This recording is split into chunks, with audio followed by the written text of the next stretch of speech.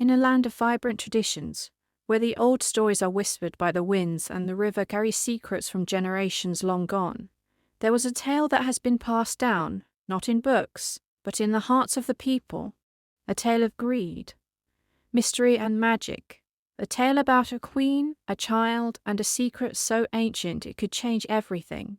Once upon a time, in a kingdom nestled by the shores of an endless river, there was a queen who ruled with an iron fist.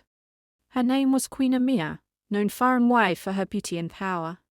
Yet, in the depths of her heart, she carried a longing one that no man, no jewel, and no amount of wealth could satisfy. In the village there was a mother named Zuri. Her child, Kofi, was as precious to her as the morning sun, and she would guard him with all her life. Little did she know, her life was about to change forever. Queen Amina had been given everything she ever desired except one thing. She longed for a child, one to call her own. Years of trying and hoping had been in vain, and so her heart grew restless. She heard whispers in the market, rumors of a child so pure, so special it could grant the mother eternal love. Her obsession took root. In the dead of night, the queen sent her guards to steal the child. Kofi, still innocent, was taken under the queen's command, leaving his mother to awaken in terror, finding nothing but an empty cradle. But the river, the sacred river, was not just a body of water. It was a realm, a doorway to realms unknown. The child Kofi, unbeknownst to the queen, was no ordinary boy. He was the son of the river goddess, a mermaid born of water and earth. The queen's theft had awoken a force far greater than she could ever imagine. As the queen stood by the river holding Kofi close, something ancient stirred within him. The power of the river, of his true mother, awoke. The child's form began to shift. His eyes turned deep blue like the ocean. His skin shimmered with the light of the stars. And in that moment, the queen realized her mistake. This was no ordinary child.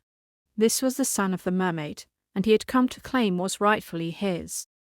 From the depths of the river, the mermaid, the true mother of Kofi, emerged.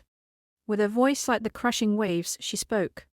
"Foolish queen, you have stolen what was never yours. A child born of water will never be held by the hands of greed. Return him or suffer the wrath of the river." In that moment, the queen realized her deep mistake. The child was never meant to be hers. The river had given him life, and the river would take him back. Queen Amina returned to her kingdom, a lesson learned too late that some things are not meant to be possessed. Some things cannot be controlled. And so the child was returned to his true mother, and peace was restored. Queen Amina, with all her power and beauty, would never forget the lesson the river had taught her, that no matter how powerful one might become, the forces of nature, of love and of destiny are beyond the grasp of mere mortals. After the child was returned to his mother, the river settled into peaceful stillness. But the queen's heart, it was far from calm. Though the power of the river goddess had faded from her sight, it burned in her mind, an unforgettable mark. The queen had realized too late the immensity of the forces she had tried to control. She had taken a life, a soul, that was not hers to take. In the silence of her palace, Amina's heart began to twist with regret.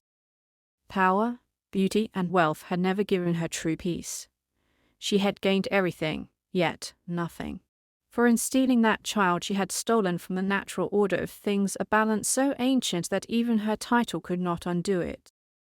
"I was wrong. Please, show me mercy. I took the child, and in doing so I lost my own soul. What can I do to make things right?" And in the stillness of that moment, the river responded. Not with anger, not with rage, but with an offer a chance at redemption, for even the mightiest of kings and queens are not beyond the touch of mercy. "Amina, you have learned a hard lesson, but not all is lost. The child is not just mine. He belongs to the world, to the land, to the water. To live in harmony with nature is to understand that no one can own what is meant to be free. You took what was never yours, but now you must give back." The queen, with no title left to her name, was now a woman before the river goddess. She had been humbled, stripped of her pride and the illusion of control. The mermaid goddess was offering her a path forward, a way to make amends. I will give back not to you but to the land. I will dedicate my life to nurturing the kingdom, to protecting the rivers, the forests, and all the lives within them. I will seek balance. I will restore what I have thickened. And so, the queen's journey of redemption began. She returned to her kingdom not as a ruler with an iron fist, but as a guardian of the land and its people. She began to heal the land she had once tried to conquer, planting trees, teaching the people the ways of the river, and honoring the spirits of the earth. The river, once disturbed, was now at peace. The child grew, protected by both the land and spirits of water, his laughter echoing across the riverbanks. And Queen Amina, having given back all that she had taken, now found peace within herself. She had no need for a child of her own. She had come to understand that the world was full of children, full of life, and that to truly be a mother was to care for the land, to respect its rhythms and its magic. And so Queen Amina became a legend, a woman who once sought to steal what was not hers, only to learn that true power lies in harmony with the world around us.